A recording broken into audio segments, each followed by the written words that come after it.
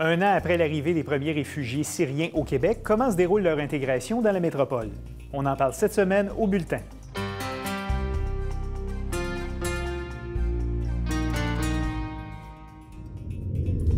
On parle de la situation actuelle en Syrie et des organismes montréalais qui travaillent à l'intégration des réfugiés avec un chargé de programme chez Oxfam Québec.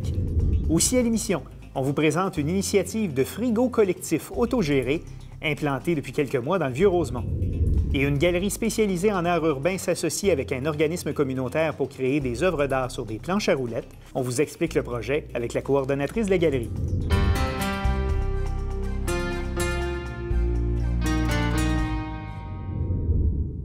Bonjour, ici Louis-Martin McArdle et bienvenue au Bulletin.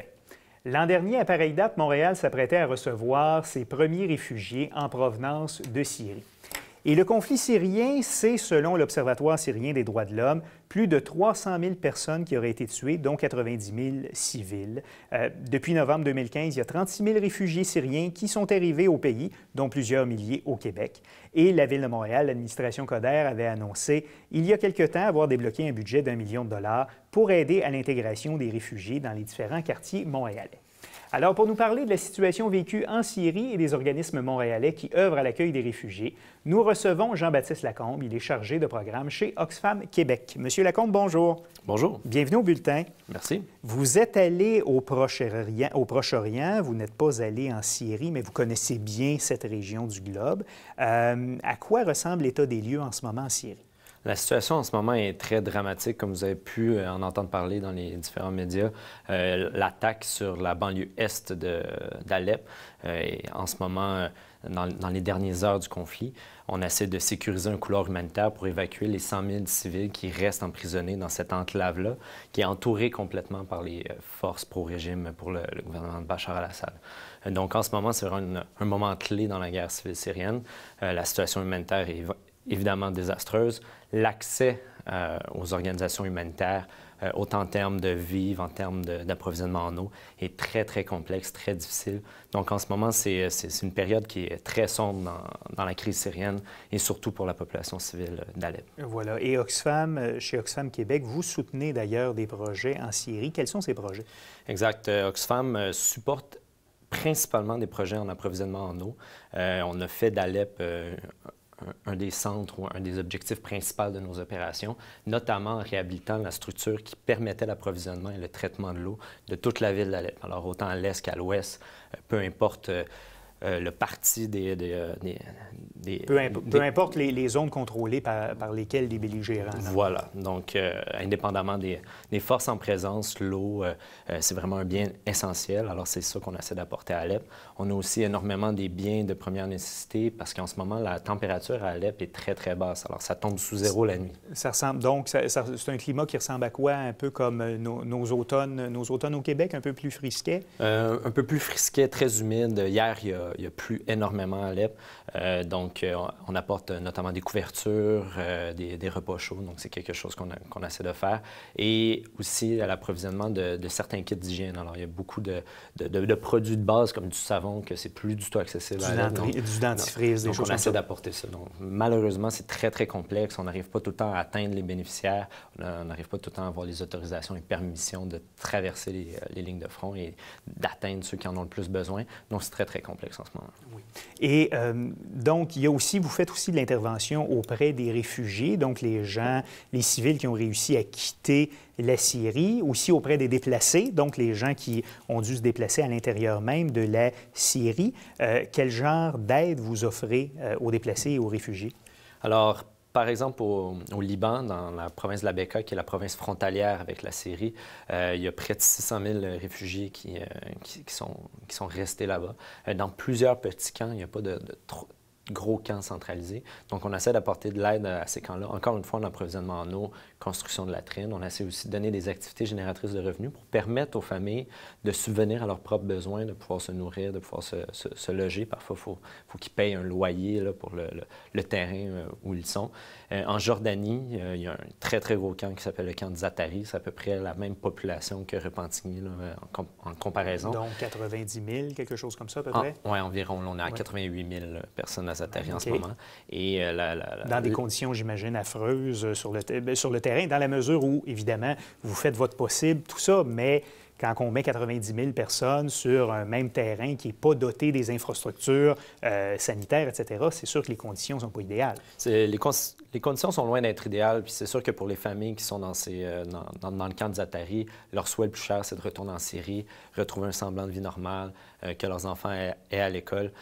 Par contre, ça fait 3 ou 4 ans que le camp des Atari existe. Les infrastructures sont en place, l'approvisionnement en eau, l'accès aux latrines, il y a des terrains de jeu, c'est plus des tentes. On a déjà fait la transition vers des constructions petites maisons plus en préfabriquées. dur, disons ça comme ça. Ouais. Donc, la situation s'améliore tranquillement. Il y a beaucoup d'efforts humanitaires qui sont déployés au camp des Atari.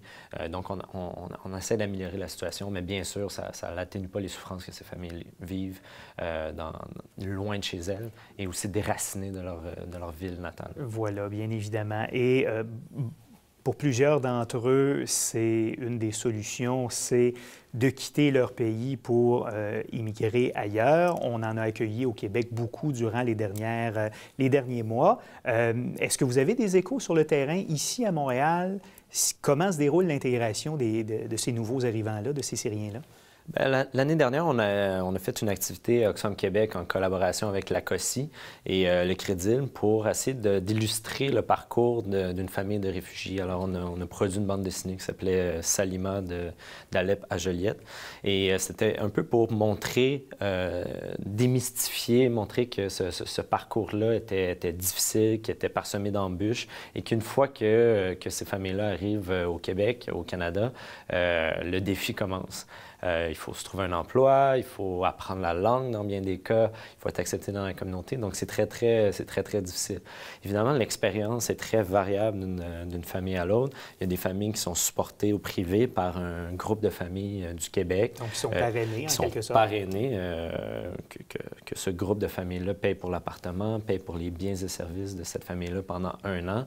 Et on voit que les Québécois, les Canadiens sont très généreux, ils supportent les familles syriennes. Donc, dans certains cas, ça se passe très, très bien. Dans d'autres cas, on voit que c'est très difficile et que les gens ils ont de la misère à apprendre la langue, que c'est compliqué, que c'est très difficile aussi de passer les barrières de la discrimination. Les personnes qui ont un nom à connotation syrienne, ils ont plus de difficulté à louer un appartement, plus de la difficulté à passer une entrevue quand on donne un CV. Il y a aussi la reconnaissance des diplômes.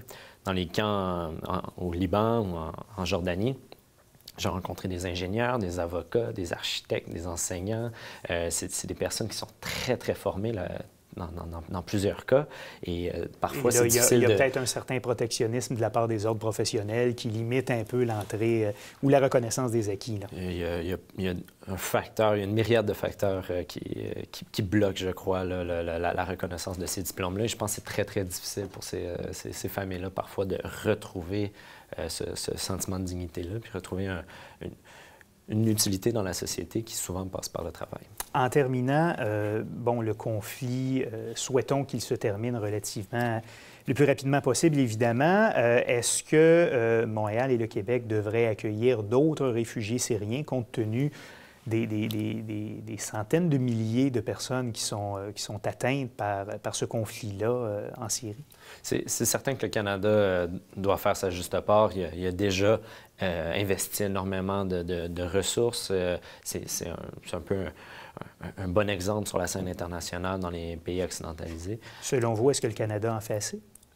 Il en fait assez, mais on peut toujours en faire plus. Quand je vois qu'au Liban, un petit pays de 5 millions de personnes accueille près d'1 million de réfugiés, même chose pour la Jordanie, on voit qu'on peut en prendre plus encore. Je crois qu'on peut faire un effort additionnel, ça c'est certain. Puis une chose qui est très, très importante aussi, c'est qu'on parle beaucoup des réfugiés syriens, mais il y a encore énormément de réfugiés qui quittent le Burundi en ce moment, ou qui quittent la Somalie, l'Éthiopie. Il y a une crise alimentaire sans pareil au Nigeria, autour du lac Tchad, les violences de Boko Haram qui provoquent des déplacements un peu partout.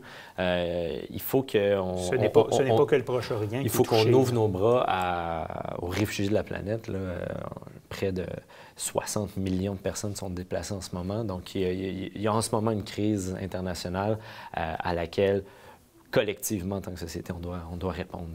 On va souhaiter pour 2017 avoir un petit peu plus de paix à travers le globe. Jean-Baptiste Lacombe, vous êtes de chez Oxfam Québec. Merci d'avoir été là. Ça fait plaisir.